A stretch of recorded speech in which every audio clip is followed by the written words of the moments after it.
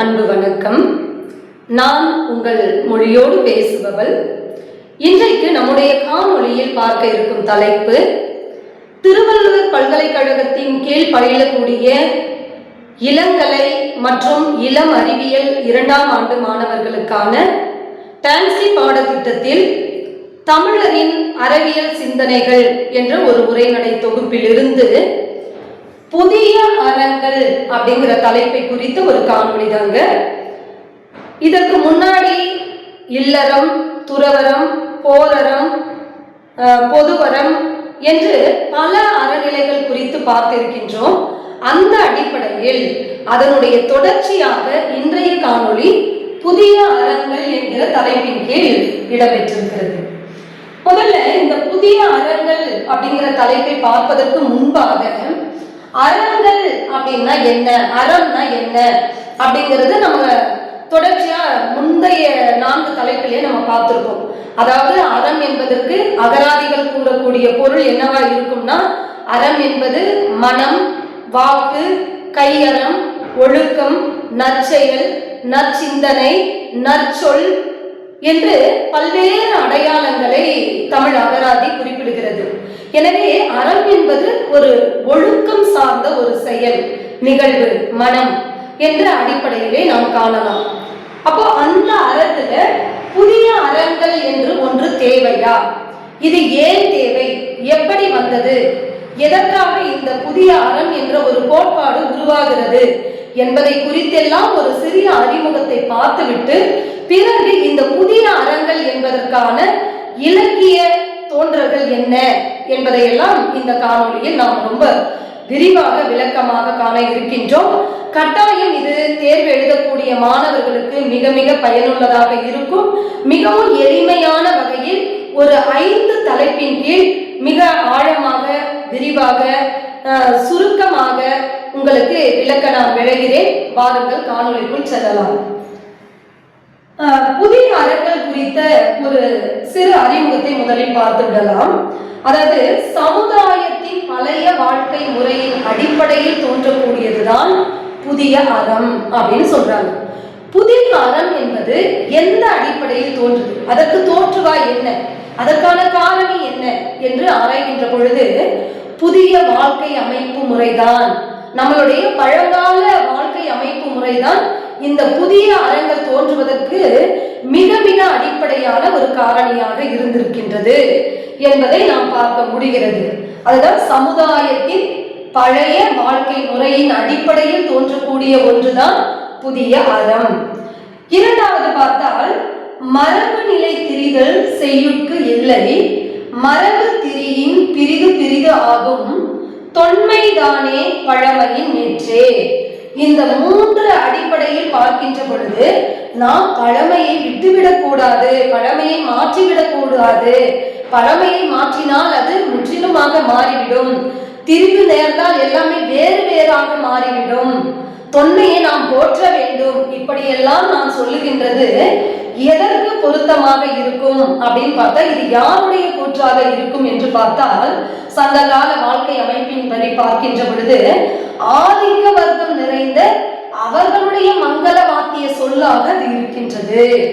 அதாவது நம்மளுடைய சங்க இலக்கியங்கள் 8 தொகை 10 பாட்டு இதையெல்லாம் பார்க்கின்ற பொழுது மக்களினுடைய வாழ்க்கை அமைப்பு முறை எப்படி பிணைக்கப்பட்டிருக்கிறது அப்படின்னு பார்த்தா, ஆண்டான், அடிமை, இருக்கின்றவர், இல்லாதவர் அப்படிங்கிற ஒரு நிலைப்பாடை நம்மளால பார்க்க முடிகிறது. அதாவது வள்ளல், மூவேந்தர், குறுநில மன்னர் அப்படிங்கிற அந்த ஒரு வகைப்பாட்டு முறையை நம்மால் உணர முடிகிறது. எனவே இதையெல்லாம் உற்று நோக்குகின்ற பொழுது இந்த ஆண்டான், அடிமை, வள்ளல், மூவேந்தர்கள், வேந்தர்கள் கிட்ட இருந்து நாம வாங்கிட்டு வந்து அதை மற்றவர்களுக்கு கொடுக்கணும் அப்படிங்கிற அந்த நிலைப்பாடை எல்லாம் பார்க்கின்ற பொழுது இந்த நிலைமை மாற வேண்டும் என்பதனுடைய அடிப்படையில தான் அற இலக்கியங்கள் 11 கீழ்கணக்கு என்று சொல்லக்கூடிய அற இலக்கியங்கள் தோன்றுகிறது. அப்ப அறிவார்ந்த நிலையில் சிந்திக்கின்ற பொழுது ஏதோ ஒரு மாற்றம் நிகழ வேண்டும், அப்படிங்கிற ஒரு உந்துதலுக்கு தள்ளப்படுகின்றான் மனிதன். அப்படி அந்த நிலையில தோன்றக்கூடிய ஒன்றுதான் எது அப்படின்னு பாத்தீங்கன்னா அற இலக்கியங்கள். இந்த நிலைப்பாடு, இந்த ஆதிக்க வர்க்கத்தினுடைய நிலைப்பாடு மாறுவதற்காக தோன்றக்கூடிய ஒரு இலக்கியம் தான் அற இலக்கியம். நீதி வேண்டும், சமூக நீதி வேண்டும், அனைத்தும் அனைத்து மக்களுக்கும் சென்று சேர வேண்டும், அனைத்துக்குமான உரிமையை எடுத்துக்கொள்ள வேண்டும், இப்படியான பின்புலங்களின் அடிப்படையில் தோன்றியதுதான் அற இலக்கியங்கள் என்று சொல்லக்கூடிய 17 கீழ்கணக்கு நூல்கள். அதாவது திருக்குறள், நாலடியார், நான்மணிக்கடிகை, இன்னா 40, இனியவை 40, கார் 40, களவழி 40 என்று சொல்லக்கூடிய 18 நூல்கள் உங்களுக்கு தெரியும். இந்த 18 நூல்களும் தோன்றியதனுடைய அடிப்படை காரணம் என்னன்னா இந்த நிலை மாற வேண்டும் என்பதற்காகவும்.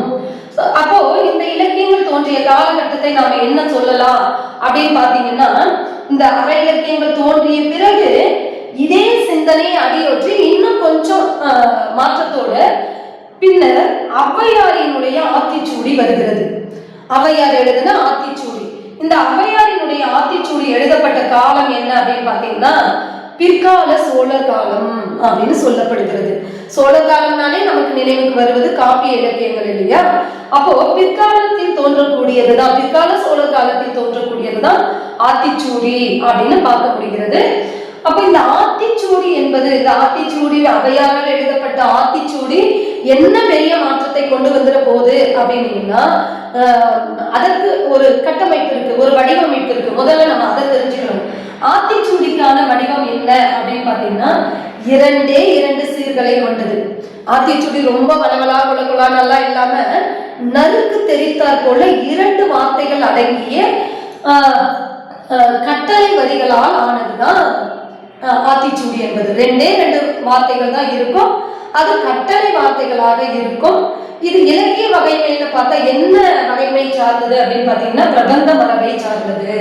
சிற்றிலக்கியங்கள் சொல்லி இருக்கிறோம் இல்லைங்களா? அது போல கோவை, மாலை, இது போன்ற பிரபந்த மரபை சார்ந்த ஒரு இலக்கிய வகைமை சார்ந்த நூல் தான் இந்த பிற்கால சோழர் காலத்தில் தோன்றிய ஆத்திச்சூடியினுடைய வடிவமைப்பு அப்படின்னு பார்க்கிறோம். சரி, இதுதான் நம்ம இந்த புதிய அறங்கள் குறித்த ஒரு சிறிய அறிமுகம். ஏன் அற இலக்கியங்கள் தோன்ற வேண்டும், எதன் அடிப்படையில் தோன்றியது, அவ்வாறு தோன்றியதுல முதல் எது அப்படிங்கறது குறித்த ஒரு சிறு அறிமுகத்தை நம்ம பார்த்தோம். இந்த அடிப்படையில் இந்த இலக்கிய ரங்கத்துல உற்று நோக்குகின்ற பொழுது கார்த்திகேசு சிவத்தம்பி அப்படிங்கிறவர் ஒரு கருத்தை ஒரு ஸ்டேட்மெண்ட், ஒரு வரையறையை கொடுக்கிறாரு. என்ன அது அப்படின்னு பாத்தீங்கன்னா, தனக்கு முன்னுள்ள பாரம்பரியம் எதுவுமே முற்றிலும் உதவாது. நல்ல வார்த்தையை கவனிக்கணும். தனக்கு முன்னாடி உள்ள, அப்ப பழங்கால சமூகம் அப்படின்றது நமக்கு அடையாளமாகும். அப்போ தனக்கு முன்னாடி உள்ள தொன்மை காலத்தில் இருக்கக்கூடிய பாரம்பரியம் என்பது, அவர்களுடைய வாழ்க்கை அமைப்பு முறை என்பது முற்றிலும் உதவாது அப்படின்னு சொல்றாரு. அதை உணர்ந்த பிறகு, அவர் முற்றிலும் உதவாதுன்னு தேர்ந்து ஆராய்ந்து பார்த்த பிறகு புதிய கோட்பாடுகள் இலக்கியங்களுக்குள்ள புகுத்தணும் அப்படின்றத கார்த்திகேசு சிவத்தம்பி சொல்றாரு. உணர்ந்த பிறகு புதிய கோட்பாடுகள் அடங்கிய இலக்கியங்களை நாம் உருவாக்கி ஆக வேண்டும், உருவாக்கக்கூடிய தேவை இருக்கின்றது என்பதை இந்த கார்த்திகேசு சிவத்தம்பி என்பவர்கள் நமக்கு அறிவுறுத்துகிறார். அதே போல இந்த புதிய அறம் தோன்றுவதற்கு இன்னொரு மூல காரணம் என்ன அப்படின்னு பார்த்தோம்னா, பழங்கால சமூகம் மாற்றம் வேண்டும், ஆண்டான் அடிமை, உயர்ந்தவர் தாழ்ந்தவர், இருக்கின்றவன் இல்லாதவன் என்கிற அந்த ஆதிக்க வர்க்கம் இருக்கக்கூடாது என்பதனுடைய அடிப்படையில் தோன்றினாலும் கூட இன்னொரு காரணம் என்ன அப்படின்னு பாத்தீங்கன்னா, ஆங்கிலேயர்களினுடைய ஆட்சியால் ஏற்பட்ட ஏறக்குறைய நம்மளுடைய நாடு 200 ஆண்டுகளாக பிரிட்டிஷ் ஆட்சியால் அரசாட்சி செய்யப்பட்டிருக்கிறது இல்லையா? அப்படிப்பட்ட அந்த ஆங்கில ஆட்சியினால் ஏற்பட்ட தேமலைன்னா ஒரு மாதிரியான மேல்பூச்சு அப்படின்னு சொல்லலாம். அந்த தேமலை அகற்றுவதற்காக, அந்த மேம்போக்காக இருக்கக்கூடிய அந்த ஆதிக்க வர்க்கத்தை நீக்குவதற்காக புதிய ஆத்திச்சூடி ஒன்று பாரதியார் அவர்களால் உருவாக்கப்பட்ட, அதன் மூலம் பயிற்சி அளிக்கப்பட்டது மக்களுக்கு, மனிதர்களுக்கு என்பதை பார்க்க முடிகிறது. அப்போ ஔவையாரை தொடர்ந்து அடுத்து வரக்கூடியவர் யார் அப்படின்னு பாத்தீங்கன்னா பாரதியார் அவர்கள். பாரதியார் ஏன் புதிய ஆத்திச்சூடி எழுதணும் அப்படின்னு பாத்தீங்கன்னா, ஆங்கிலேயர்களினுடைய ஆட்சியால் நம்ம மீது திணிக்கப்பட்டிருக்கக்கூடிய அந்த தேமல் போன்ற ஒரு ஒரு வகையான அந்த மேம்போக்கு அந்த ஆதிக்க வர்க்கத்தினை மேற்பூச்சினை அகற்ற வேண்டும் என்பதற்காக புதிய ஆத்திச்சூடி ஒன்றை அவர் எழுதி மக்கள் மத்தியில் அதுக்கு பயிற்சி கொடுக்கிறார். பயிற்சி கொடுக்கிறாருன்னா என்ன, சொத்திரத்தால அவர் மக்களை மடைமாற்றம் செய்ய முயற்சிக்கிறார். அறிவு சார்ந்த மடைமாற்றத்தை செய்வதற்காக முயற்சிக்கின்றார். அதுக்கப்புறம் பாரதிதாசன் என்ன பண்றாரு, இந்த புதிய ஆத்திச்சூடியை இதனை பொது உடைமையாக்கக்கூடிய ஒரு நிலைக்கு மாற்றப்படுகிறார். அப்ப இதனை பொது உடைமையாக்கியவர் யார் அப்படின்னு பாத்தீங்கன்னா பாரதிதாசன். அப்போ முதல்ல ஔவையார் வராங்க. ஃபர்ஸ்ட் 17 கீழ்கணக்கு நூல்கள் தோன்றுகிறது. அதனைத் தொடர்ந்து ஔவையாரினுடைய ஆத்திச்சூடி, அதனைத் தொடர்ந்து பாரதியாரினுடைய புதிய ஆத்திச்சூடி. பாரதியாரினுடைய புதிய ஆத்திச்சூடியை பின்பற்றி அப்படியே இவர் என்ன பண்றாரு, அதை பொது உடைமை தன்மையோடு மாற்றுகிறார் பாரதிதாசன். எனவே இந்த ஆத்திச்சூடிகள், இந்த அறிவு சார்ந்த இலக்கியங்கள் ஒரு புதிய கோட்பாடோடு மக்கள் மத்தியில் மாற்றங்களை உருவாக்க வேண்டும், அறக்கருத்துக்களை புகட்ட வேண்டும், உரிமை குரல் கொடுக்க வேண்டும் என்பதற்காக தோன்றக்கூடிய இந்த இலக்கியங்களை எல்லாம் உற்று நோக்குகின்ற பொழுது இது எல்லாமே எதற்காக புதிய கோட்பாடுகளோட தாங்கி வந்திருக்கு அப்படின்னு பார்த்தா, அறிவுசார் ஆக்கத்திற்கு உரிய சொத்தாக, அறிவுசார் ஆக்கத்திற்கு புதுசா அதாவது எதையாவது ஒன்றை நாம் இயக்கிக் கொண்டே இருக்க வேண்டும். நம்ம ஆதிக்க வர்க்கத்திற்கு அடிமைப்பட்டு இருக்க வேண்டிய அவசியம் இல்லை. நம்மளாலும் புதிய செய்திகளை கண்டுபிடிக்க முடியும், நமக்கும் உரிமை இருக்கின்றது என்பது போன்ற உத்வேகம் நிறைந்த கருத்துக்கள் அடங்கிய அந்த எண்ணற்ற ஆத்திச்சூடிகள் அடுத்தடுத்த காலகட்டங்களில் தொடர்ந்து வெளிவந்த வண்ணம் இருந்தது. அது எதற்காக இருந்தது என்று பார்த்தால், அறிவுசார் ஆக்கத்திற்கு உரிய புதிய சொத்தாக. இது ஒரு குறிப்பிட்ட சமூகத்திற்கு மட்டும் இல்ல, அனைவருக்குமானது. அது இப்ப அனைவருக்குமான ஒரு அறிவு சார்ந்த தரவுகளை தாங்கி வரக்கூடிய பொது சொத்தாக புதிய கோட்பாடுகள் அடங்கி எண்ணற்ற ஆத்திச்சூடிகள் வெளிவருகின்றது. அது ஆரம்ப கால கல்வியிலிருந்து ஆய்வு கால கல்வி வரைக்குமே இந்த ஆத்திச்சூடிகள் தோன்றி இருக்கின்றது என்பதை நாம் இந்த பாடவாரியாக பார்க்க இருக்கின்றோம். அப்படி ஆத்திச்சூடி எழுதியவர்கள் ஆரம்ப கால கல்வி நிலை முதல் ஆய்வு கால கல்வி வரைக்குமே எழுதக்கூடிய ஆத்திச்சூடி எழுத்தாளர்கள் யார் என்றால், ஒரு 5 தலைப்பின் கீழ் நான் இங்க உங்களுக்கு அடையாளப்படுத்தி இருக்கிறேன். 1 ஔவையார், 2வது ராமபாரதி, 3வது பாரதியார், 4வது பாரதிதாசன். இந்த பாரதிதாசனே முதியோருக்காகவும் ஆத்திச்சூடி எழுதியிருப்பாரு, இளையோருக்காகவும் ஆத்திச்சூடி எழுதியிருப்பாரு.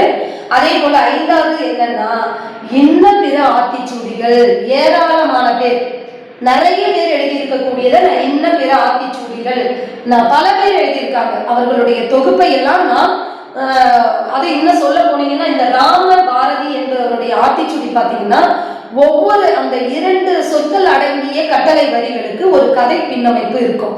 அந்த கதைகளை எல்லாம் சொல்லி நாம் இந்த 5 வரிகளை மேற்கோள் காட்டி அடுத்த காணொளியில் மிகவும் சிறப்பாக விளக்கமாக நாம் காண இருக்கின்றோம்.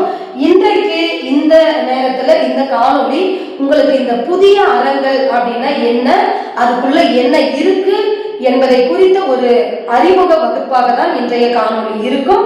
இதன் பிறகு இந்த 5 குறித்த மேற்கோளோடு நாம் ஒப்பிட்டு சொன்னால் இந்த தலைப்பானது உங்களுக்கு முற்றிலும் நிறைவடையும். இது தேர்வு நோக்கத்திலும் உங்களுக்கு மிக பயனுள்ளதாக இருக்கும். எனவே அடுத்த காணொளி இதனுடைய விளக்கத்தை குறித்து காணலாம். அதுவரை உங்களிடமிருந்து விடைபெறுவது உங்கள் முனைவர் ஜெயசித்ரா. நன்றி, வணக்கம். இதுவரை நம்மளுடைய மொழியோடு பேசுபவர் என்கிற வலையொலி தளத்தை சப்ஸ்கிரைப் பண்ணாம இருந்தீங்கன்னா மறக்காம உடனே சப்ஸ்கிரைப் பண்ணுங்க. இது போல நம்ம பாடம் சார்ந்து நிறைய காணொளிகளை பதிவிட்டு வரோம். நீங்க சப்ஸ்கிரைப் பண்ணீங்கன்னா தான் அந்த காணொளி எல்லாம் உங்களுக்கு உடனுக்குடன் சேரும். உங்களுடைய நண்பர்களுக்கும் இந்த காணொளியை மறவாமல் ஷேர் செய்யுங்க. நன்றி, வணக்கம்.